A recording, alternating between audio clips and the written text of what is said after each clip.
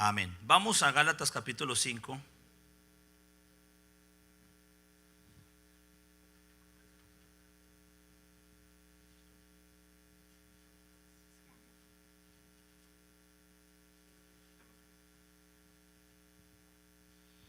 Ok, gloria a Dios.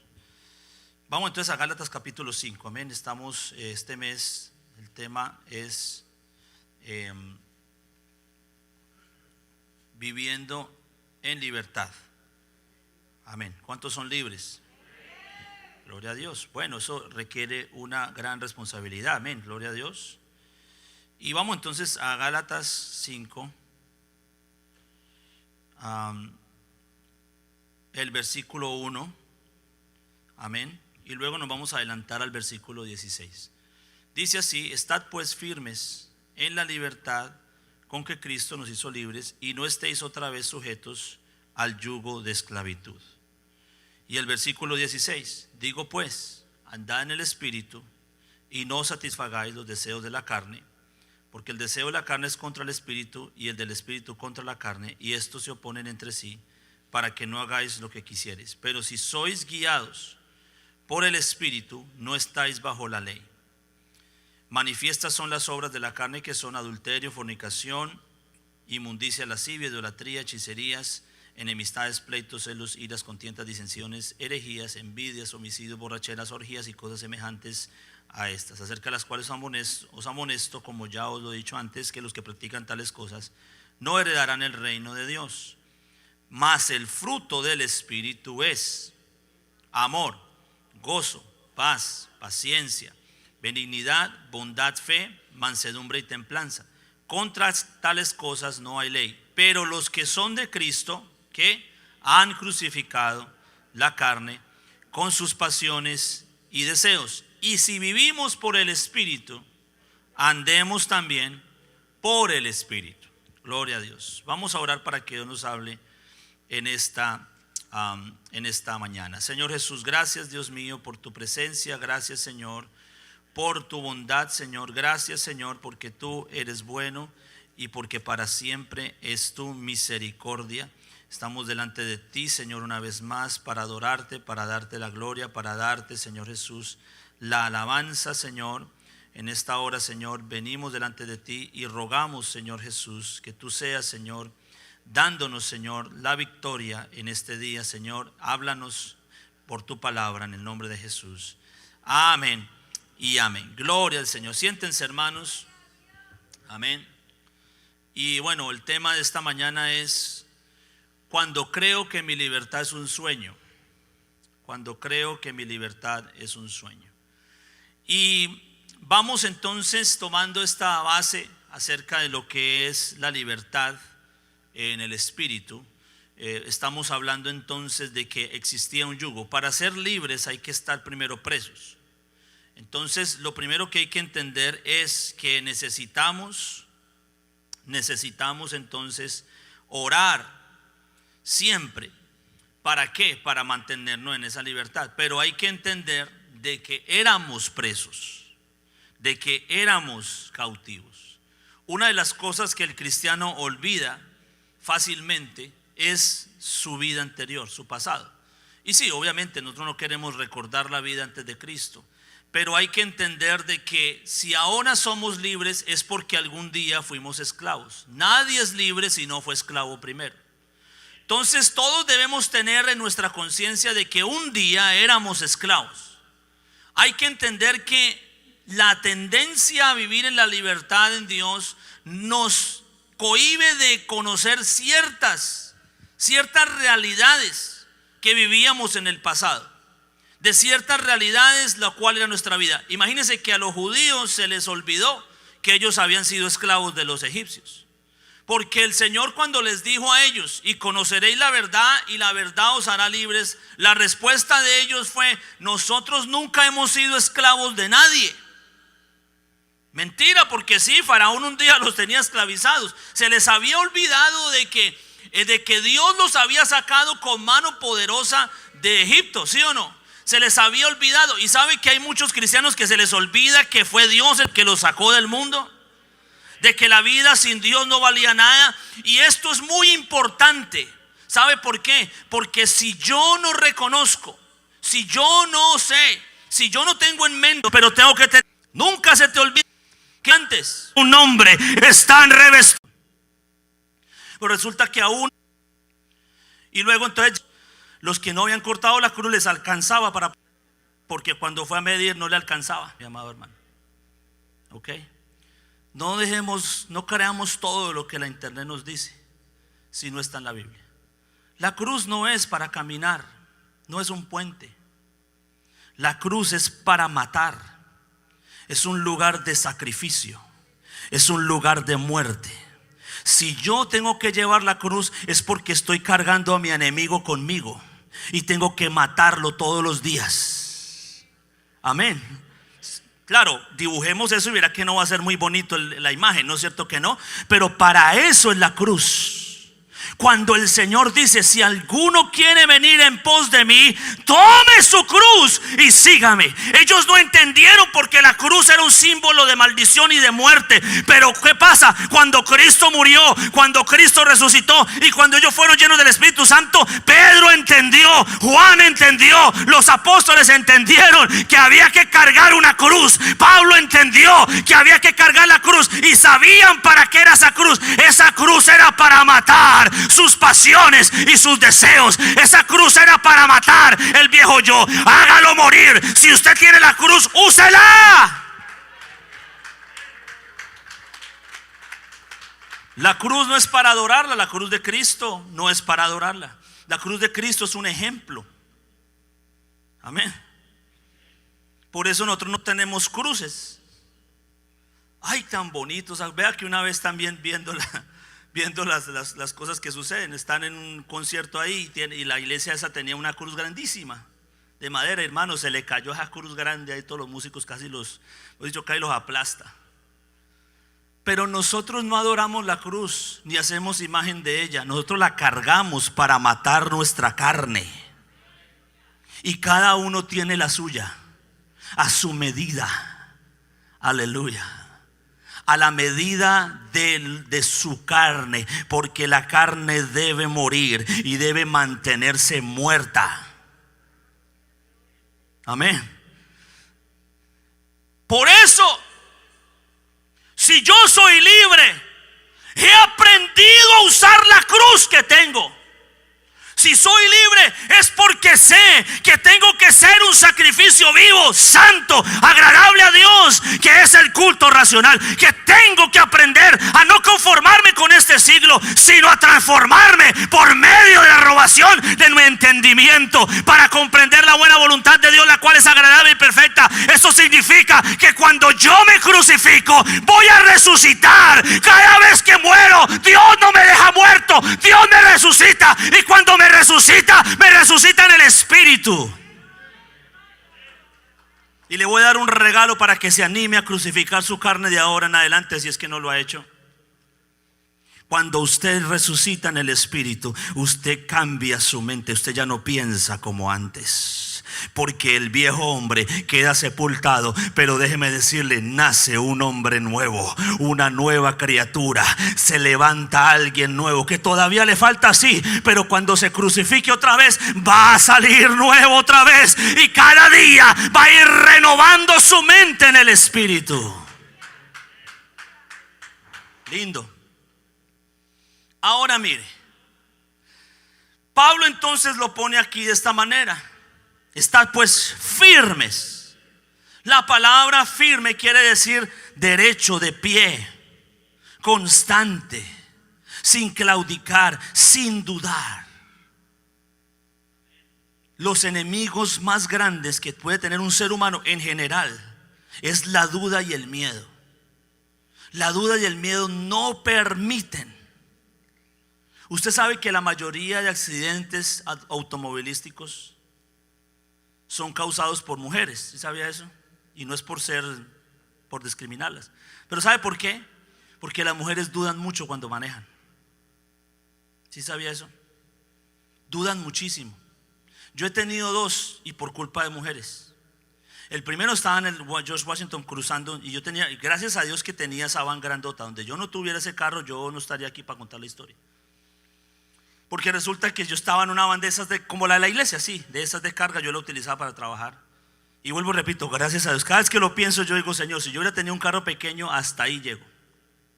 Porque resulta que estábamos en el Washington pasando, y claro, el Washington estaba vacío y venían todos los carros, pero el que venía detrás de mí, hermano, ni se inmutó. Y era una van de pasajeros, tenía gente, esa gente que lleva a Boston, esa gente que lleva a Boston personas, esos vanes. Hermano, ese hombre no frenó, le recibí el golpe completo por detrás. Y claro, yo alcancé a frenar y claro, obviamente me acerqué al carro, pero no, yo no lo toqué. Pero el hombre que venía atrás me golpeó tan fuerte que yo casi le tiro el carro encima a la mujer. O sea, le rompí toda la parte de atrás al carro de ella y recibí el golpe de verdad. ¿Cómo será el golpe tan fuerte que la transmisión y el chasis se dobló? Y esa es una van fuerte, y se dobló y la transmisión se echó para adelante. Ya ese carro se dañó, quedó pérdida total. Pero fue porque ella dudó. Porque ella no sabía si agarrar por aquí o por allá. Y en vez de seguir, lo que uno tiene que hacer es seguir. Y si se perdió, se perdió. Pero paren toda la mitad y para pensar a ver a dónde es, entonces ocasionó tremendo accidente.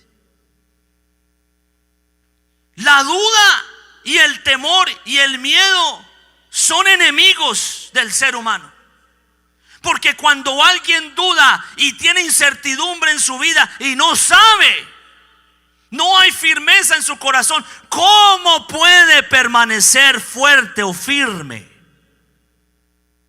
Por eso la única manera en triunfar en las cosas, en la vida, la única manera en alcanzar y sobre todo en Dios es creyendo en Él, creyendo en su palabra. Pero ¿sabe qué? Creyendo que esta vida cristiana no es un sueño. Esta vida cristiana no es una mentira, no es algo para un ratito, no es por un momento. Esta vida cristiana es una realidad, no es un sueño. Si yo soy libre es porque Cristo me hizo libre. Por eso el Señor le dice a través de Gálatas, a través del apóstol Pablo a los Gálatas: estad firmes en la libertad con que Cristo os hizo libres. El que claudica en el pecado y cae es porque no cree que es libre, es porque cree que todavía es esclavo de ese pecado.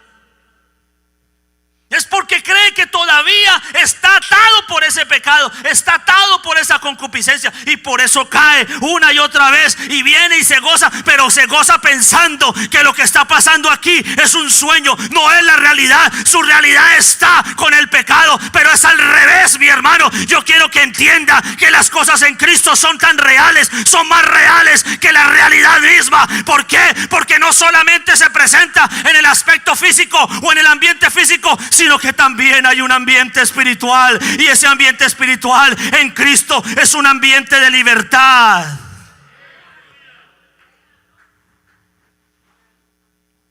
Si tú crees que esto es un sueño y esto es mentira y que esto no es la realidad, muchos dicen: oh, yo voy al culto y me siento en el cielo, pero tengo que volver a mi realidad. Tengo que volver a mi realidad. Quisieras permanecer siempre viviendo de esto. Yo quiero decirle que usted permanece siempre viviendo de eso, porque la presencia de Dios se va con nosotros. Porque el Dios que está aquí cuando nos reunimos, cuando glorificamos su nombre, cuando llenamos de su espíritu, se va con nosotros. Porque nosotros somos templo del Espíritu Santo. La palabra templo quiere decir morada, morada de Dios en el Espíritu. Y eso quiere decir que si yo soy el templo del Espíritu, pues aquí vive Dios, mi amado hermano. Y si vive Dios, cuando me voy para mi casa, cuando se acaba el servicio, entonces Dios se va conmigo. ¿Por qué? Porque yo soy la habitación de Dios.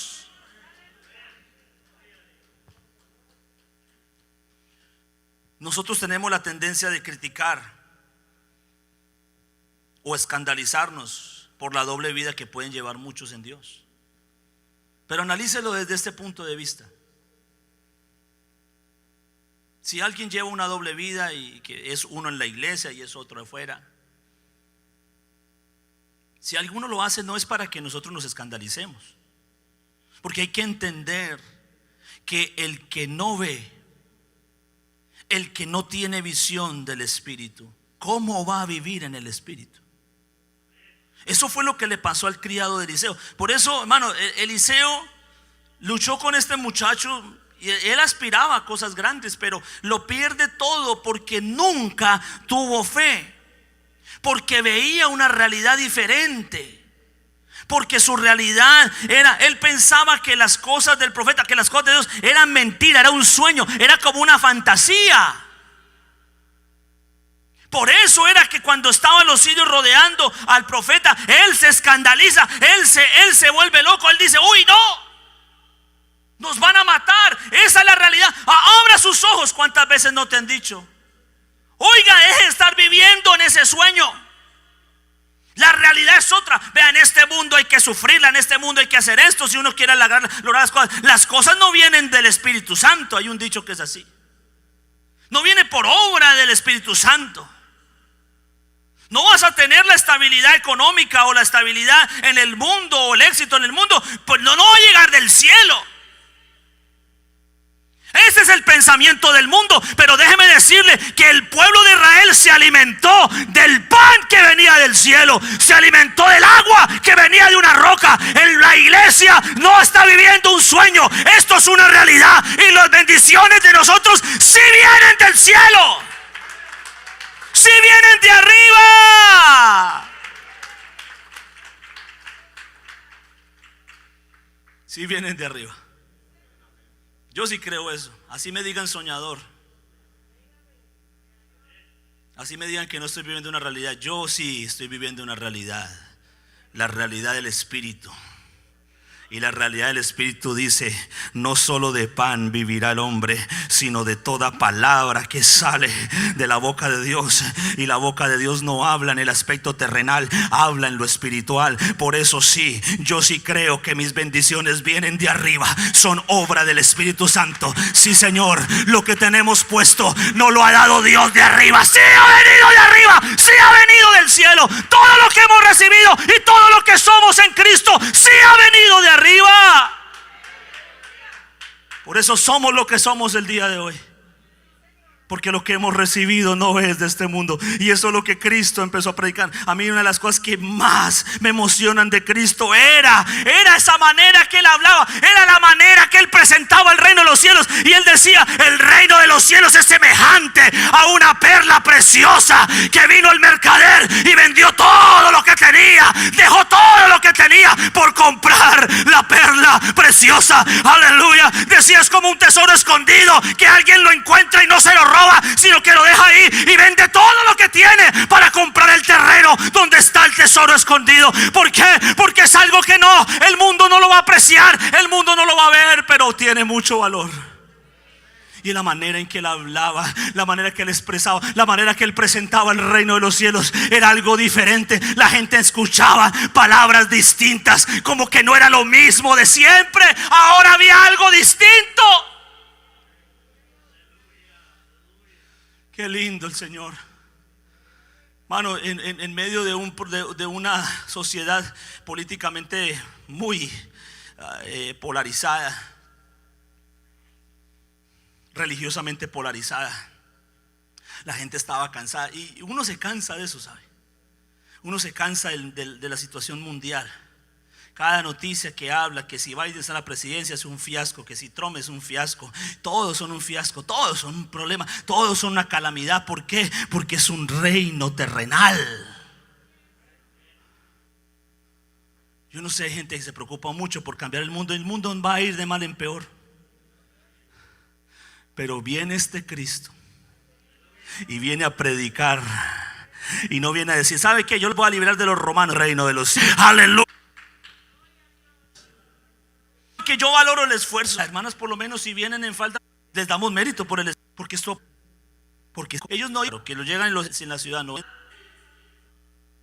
Que no, por eso no lo critico, por eso no me da pesar. del que vive así, porque no está viendo la realidad del Espíritu. Cuando alguien ve la realidad del Espíritu, no va a vivir una doble vida. ¿Por qué? Porque sabe que el Espíritu lo está viendo, sabe que lo está siguiendo, sabe que está ahí con él. Así que cuando haga las cosas, no va a pensar, ay, ¿qué va a decir el diácono? ¿Qué va a decir el líder? ¿Qué va a decir eso? No, va a decir, ¿qué va a decir Dios que me está viendo? ¿Qué estará pensando el Espíritu de mí? Por eso mi consejo es: interactúa con el Espíritu. Por eso dice, su Espíritu habla a nuestro espíritu, aleluya, y conoce lo que nosotros necesitamos, que sabemos que hemos de pedir. No lo sabemos, pero el Espíritu sí sabe, intercede con gemidos indecibles. ¿Por qué? Porque hay una comunicación con el Espíritu, hay una interacción con el Espíritu. No se preocupe de usted cómo va a salir de ese problema, de esa necesidad. Deje que el Espíritu sí sabe cómo. Pero lo que hay que hacer es estar conectado con el Espíritu. Estar pues firmes en la libertad. Amén. Por eso el muchacho estaba paniqueado, estaba asustado. Por eso el muchacho no entendía. Por eso muchos no entienden, porque necesitan aprender a vivir en el Espíritu. Tienen que tener visión espiritual. Y Eliseo le dice, Eliseo sabe qué hay que hacer. Es lo que el apóstol Santiago nos enseña. Si alguno está triste, haga oración. Así que si yo anímicamente me siento mal, eso no es un pecado, ni tampoco es una enfermedad. Entonces yo puedo orar y Dios me quita mi tristeza. Sencillo, hermano, no se preocupe tanto. Si usted quiere seguir triste después de que oró, es porque usted no tiene fe. Pero tenga fe. Ay, pero es que todo sigue igual. No, señor, no sigue igual. No, pero es que nada ha pasado alrededor. No, pero en usted sí. O no, o dígame si no recibió paz cuando oró. Dígame si no recibió el gozo y el amor de Dios cuando hizo esa oración. Claro que sí. Claro que sí. Ah, pero es que todo sigue igual. Eso es lo que siempre dicen a uno. Todo sigue igual y todo va de mal en peor. Yo digo no, porque yo sigo firme y sigo con el gozo y la paz. Y esa era la realidad que estaba viviendo Eliseo. Por eso Eliseo no estaba paniqueado ni estaba asustado. Estaba tranquilo. Pero ¿qué pasa? Si alguno está alegre, entonces cante alabanzas, aproveche la alabanza y la adoración. Decía un monje católico, San Agustín, decía que el que canta ora 2 veces. Vaya a ver si eso es realidad, si lo dijo él. No sé si ora 2 veces, pero sí se goza en la presencia del Señor, según lo que dice la Biblia. Pero ¿qué sucede? Si está enfermo, ahí sí no puede. ¿Sí ve? Ahí necesita que otros oren por él, porque está enfermo. Amén. Por eso dice, llame a los ancianos. Los ancianos en este caso son aquellos que tienen la madurez espiritual. Llámelos y dice, poniendo las manos, únjanlo con aceite, poniendo las manos, y dice, si cometieron pecado, les serán perdonados. La oración dice salvará, no dice sanará, salvará al enfermo. Porque esa enfermedad no es una enfermedad que necesita sanidad, necesita salvación, porque es un desenfoque de la libertad. Eso fue lo que le pasó a este joven. Por eso era que, ¿qué pasó? Eliseo oró, y cuando oró por él, dijo, Señor, ábrele los ojos a este para que vea. Y cuando se le abrieron los ojos, se dio cuenta que eran más los que estaban con ellos que los que estaban en contra de ellos. ¿Sí ve? Eliseo se lo dijo, pero él dijo, por si acaso no me cree, porque este no me va a creer. Usted se pasan de optimistas cristianos. Todo el tiempo sí, estamos bien, estamos bendecidos, gloria a Dios, estamos en victoria, en victoria, en victoria, en victoria, en victoria. Las cosas alrededor graves y en victoria. Entonces uno les dice, no, son más los que están con nosotros, no están con ellos, y no creen. Bueno, Señor, vamos a orar para que le abra los ojos, por lo menos, y por lo menos vea cuál es la realidad. Porque Giesi no vio un sueño, vio una realidad. Por eso le digo, esto es una realidad. Así es, claro que sí. Ahora, mire lo que sucede. Voy a terminar con esto. Pedro va y predica a la sinagoga, o sea, se mete a predicar a la sinagoga. Pero antes de eso se encontraron al cojo de la hermosa. Y la hermosa era el nombre del templo. Entonces, así se llamaba el lugar. Entonces estaba afuera el mendigo. Ustedes saben la historia, lo sanaron. Y eso armó un problema, porque el hombre entró, el que era cojo, entró saltando y alabando a Dios. Y eso no debería ser motivo de polémica. Al contrario, debería todo el mundo gozarse, ¿no es cierto? Porque algo bueno ha sucedido. Pero fíjese que los que están en la carne no se gozan de los milagros que Dios hace. Al contrario, arman problema. Cuando Dios empieza a trabajar en alguien y empieza a hacer milagros y esa persona se empieza a gozar, lo primero que hace Satanás es utilizar a quien está en la carne. ¿Para qué? Para quitarle el gozo. ¿Sí o no? Pero este cojo, ¿qué le va a importar lo que la gente diga? Tantos años vivió donde no podía ni pararse y ahora podía saltar. ¿Usted cree que algo le iba a robar el gozo a él?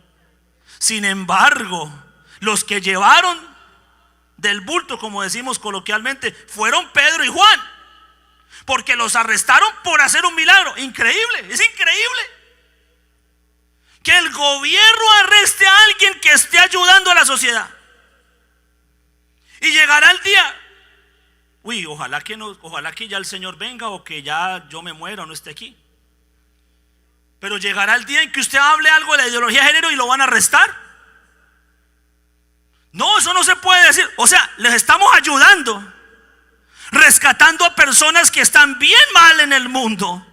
Le estamos haciendo el trabajo que deberían de hacer el gobierno, la policía, deberían de hacer los entes los centros comunitarios. Bueno, en fin, todo el gobierno lo que debería de hacer, y la iglesia lo está haciendo. Oiga, y ni $1 nos dan. ¿Y quiénes lo rescatan de las drogas? ¿Quiénes lo rescatan del homosexualismo? ¿Quiénes lo sacan de ahí? La iglesia.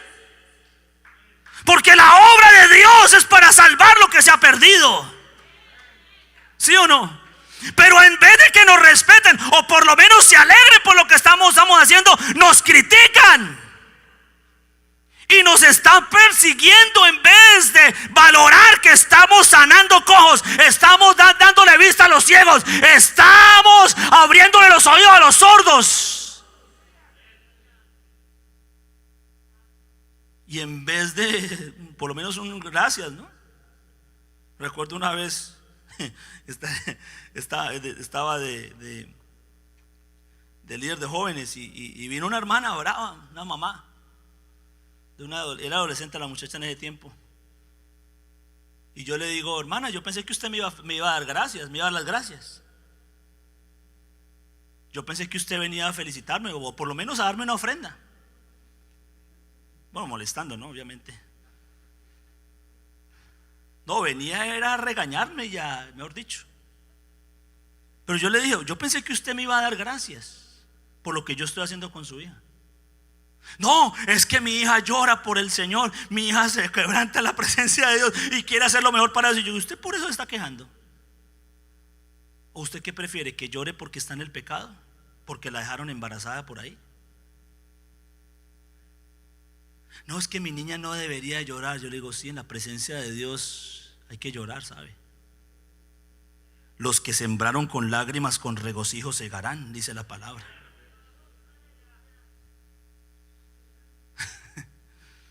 Pero uno piensa, ¿no? Dice, no, por lo menos te van a dar gracias, ¿no? Por lo que estás haciendo. Pero no, hermano. Y esto le costó a Pedro y Juan. Después los soltaron, pero después los volvieron a agarrar. No los volvieron a agarrar, a Pedro nomás. Ya Jacobo lo había matado. Herodes, se levantó el Sanedrín, presionó al gobierno y el gobierno empezó a perseguir, y Herodes entonces mata a Jacobo, es el primer apóstol que muere.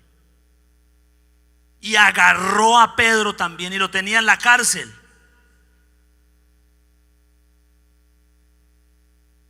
Cuando nosotros pensemos que las circunstancias se ponen contrarias y digamos, ay no, es que no es la voluntad de Dios porque no me está yendo bien. No es la voluntad de Dios porque no me salió las cosas cabal como yo las había planeado. ¿Y quién te dijo que la voluntad de Dios está al mismo nivel de la voluntad del hombre? ¿No dice Isaías que mis pensamientos, dice el Señor, son más altos que vuestros pensamientos y mis caminos más que vuestros caminos? Si el camino se vuelve turbio estando aquí, es porque hay un camino más arriba donde yo estoy, pero tengo que aprender a ver las cosas por el Espíritu. El camino terrenal de Eliseo estaba turbio, estaba encerrado, pero el espiritual, habían ángeles, habían guerreros peleando por él. Por eso le digo, mi hermano, abra sus ojos espirituales, que cuando todo en el mundo se vea turbio, dése cuenta que no estamos en el camino terrenal, estamos en los caminos celestiales con Cristo.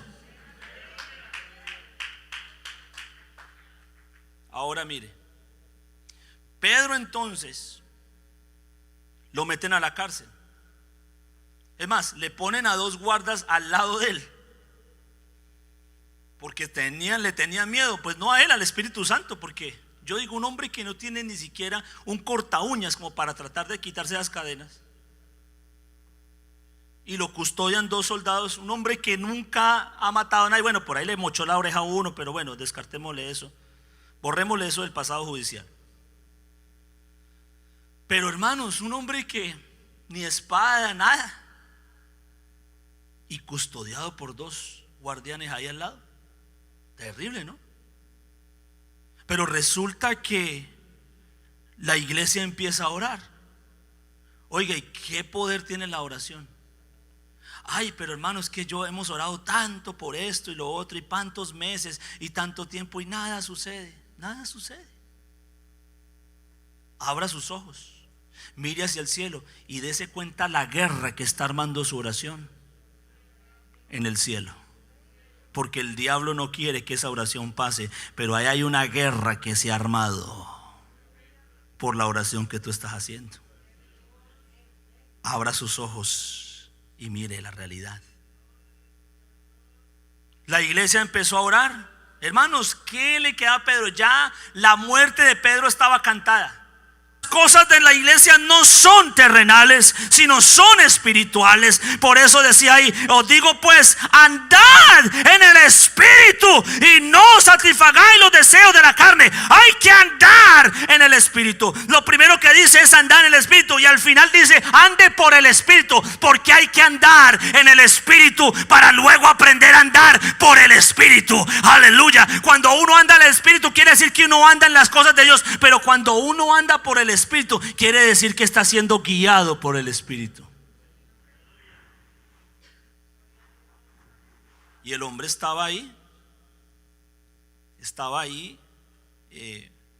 no, hermano, ya sin esperanza, porque ni modo. Se quedó dormido, los guardianes quedaron dormidos, y aparece un ángel. Y cuando lo despierta, Pedrito, despiértese. Pedro se despierta y se le caen las cadenas. Se pone de pie y las puertas de la cárcel empiezan a abrirse solas. Y salió por un lado y él iba detrás del ángel, y salió por la otra, y cuando se dio cuenta estaba afuera, el ángel se desapareció. Y dijo, oiga, qué sueño tan chévere, ¿no? Qué sueño tan bonito. Como esos sueños que uno quiere tener, que nunca se quiere despertar. Qué sueño. Y él dice, pensaba que estaba soñando. Entonces llegó allá y la iglesia todavía estaba orando. Oiga, es un sueño esta libertad. Porque Pedro no creía que había sido libre. Iba y toca la puerta, le sale la muchacha, y la muchacha también pensaba que era un sueño, porque no le abre la puerta, sino que sale corriendo allá a decirle: oiga, Pedro está libre. Ay, usted sí, ya soñadora. ¿Y acaso no estaban orando por eso? ¿O es que acaso Dios no contesta las oraciones?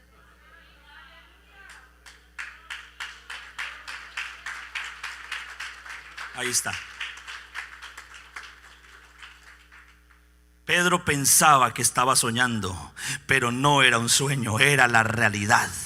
La iglesia pensaba que era un sueño, pero no era un sueño, es la realidad. Yo tengo que aprender a vivir en la libertad con que Cristo me ha hecho libre. Y eso quiere decir, de ahora en adelante le doy una orden y le voy a pellizcar, y le voy a pellizcar la oreja a través del Espíritu. Cuando usted ore y no crea, le pellizque. Pellizquese que está despierto. No es un sueño. El Señor sí contesta las oraciones. Lo que estamos viviendo sí es realidad. Dios sí lo está haciendo. Sí es verdad que estamos libres. Este evangelio que estamos viviendo es una realidad, no es un sueño.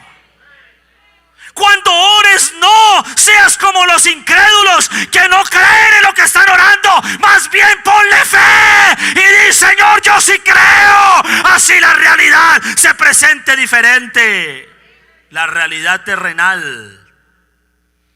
Pero recuerde que usted tiene una cruz para crucificar su duda, su temor, para crucificar sus miedos.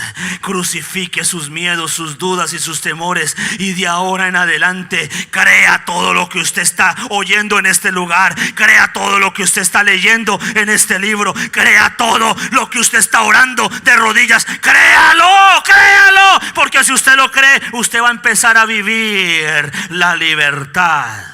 No va a pensar que es un sueño. Lo invito a la realidad en esta mañana. Tenemos 3 minutos. Lo invito a que se conecte a su realidad. Y voy a hacer una oración en esta mañana por alguien que no crea, que no ve. Es importante que usted vea. Empiece a orar en la presencia de Dios en estos momentos.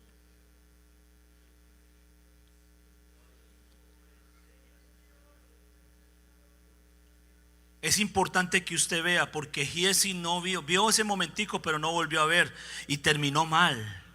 La avaricia le trajo la lepra de Naamán después.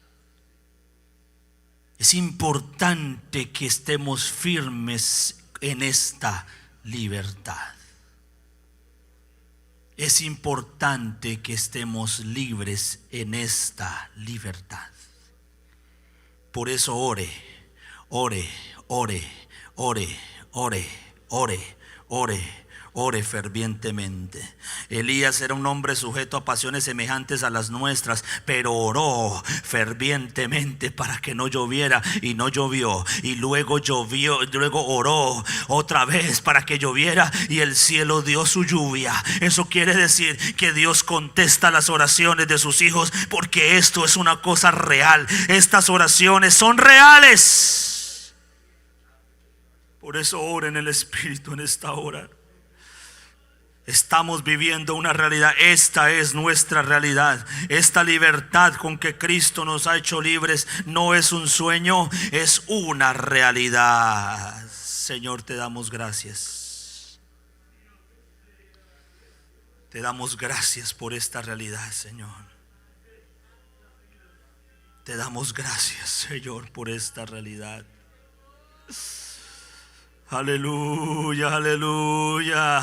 Cuando vives en la realidad del Espíritu no vas a volver a caer en el pecado, te lo aseguro, te lo aseguro. No vas a volver a ser seducido por el mundo, te lo aseguro, te lo aseguro. No vas a volver a querer volver a hacer lo que estabas haciendo antes, te lo aseguro. No vas a estar sujeto al yugo de esclavitud otra vez, te lo aseguro. No vas a volver atrás, te lo aseguro. ¿Por qué? Porque esto es una realidad y hay que estar firmes en esta realidad.